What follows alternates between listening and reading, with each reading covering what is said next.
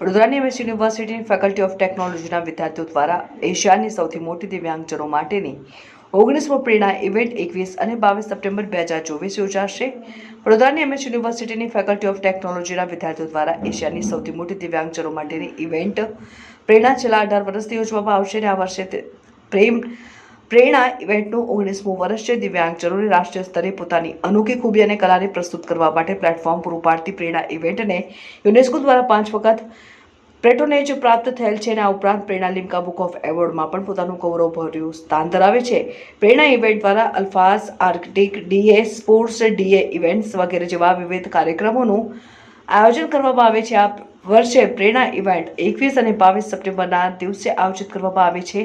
પ્રેરણાની આ વર્ષની theme spy universe, diaries of investigators from clue to truth, જેના આધારિત સંપૂર્ણ ફેકલ્ટી ઓફ ટેકનોલોજી એન્ડ એન્જિનિયરિંગને સજાવવામાં આવશે અને જેની માટેના 2D અને 3D પોસ્ટર સ્ટેનિક્સ વગેરે ટીમ પ્રેરણા દ્વારા તૈયાર કરવામાં આવતા હોય છે.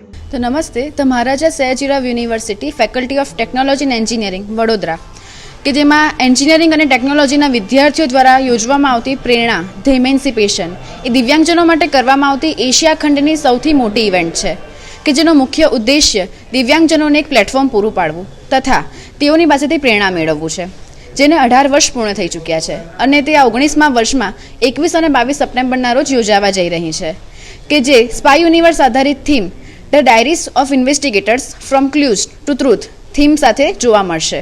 આશા છે કે દર વર્ષની જેમ આ વર્ષની થીમ પણ આપ સૌને પ્રભાવિત કરે. તો તમે જેમ કે જોઈ શકો છો કે આ ડે સેન્ટર છે. ડે સેન્ટરમાં ટેકનોલોજી અને એન્જિનિયરિંગના વિદ્યાર્થીઓ પોતાના સમયમાં કે જ્યારે તેઓને અનુકૂળ હોય ત્યારે આવીને તેઓ અહીં આવીને જે તે ડેકોરેશનનું કામ કરતા હોય છે. જે આ વર્ષની થીમને આધારિત અમે ડેકોરેશન કરતા હોઈએ છીએ તેમાં 2D 3D સ્ટેન્ડીઝ, હોલ્ડર્સ, બેનર્સ વગેરે અમે બનાવતા હોઈએ છીએ. અમારી પ્રેરણા ઇવેન્ટ એ Alfaaz, Aagaz, DA sports, DA events વગેરે જેવા સેગમેન્ટ્સમાં વહેંચાયેલી છે કે જેમાં અલ્ફાઝ એ દિગ્ગજ દિવ્યાંગજનો દ્વારા કરવામાં આવતો મોટિવેશનલ ટોક શો છે કે જેમાં તેઓ પોતાના જીવનના સ્મરણો સૌની સમક્ષ આવીને રજૂ કરે છે અને સૌને પ્રભાવિત કરે છે. આ ઉપરાંત આગાઝ કે જે એક ડોનેશન ડ્રાઈવ છે કે જેમાં જરૂરિયાતમંદ લોકોને અમે જરૂરિયાતની ચીજ વસ્તુઓ સમગ્ર વર્ષ દરમિયાન આપતા રહીએ છીએ. ડીએ સ્પોર્ટ્સ એ પેરાઓલિમ્પિક રમતવીરો અહીં આવીને પોતાની રમતનું પ્રદર્શન કરતા હોય છે કે જેમાં અમે વ્હીલચેર ક્રિકેટ, વ્હીલચેર બાસ્કેટબોલ વગેરે જેવી રમતો રાખતા હોઈએ છીએ.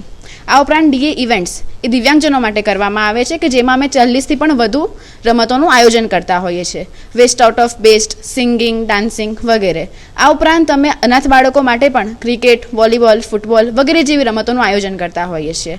આમ એશિયા ખંડની સૌથી મોટી ઇવેન્ટ હોવાથી અમને યુનેસ્કો તરફથી 6 વખત પેટ્રોનેજ પ્રાપ્ત થયેલું છે. આ ઉપરાંત અમારું લિમ્કા બુક ઓફ રેકોર્ડમાં પણ સ્થાન છે અને ભારત સરકાર અને ગુજરાત સરકાર તરફથી પણ અમને એપ્રિશિએશન લેટર પ્રાપ્ત થયેલો છે.